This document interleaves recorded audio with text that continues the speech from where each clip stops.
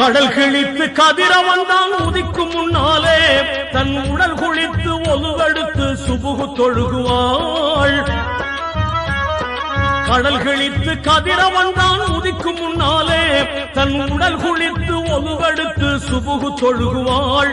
மடல் தாளை கரங்களிலே மறைய ஏந்துவாள். மடல் தாளை கரங்களிலே மறைய ஏந்துவாள். தன் மனம் வாக்கும் இணைந்திருக்க இறையை வேண்டுவாள். தீங்குல கண்ணு நல்ல திருமறை பெண்ணு. தீங்குல கண்ணு நல்ல திருமறை பெண்ணு.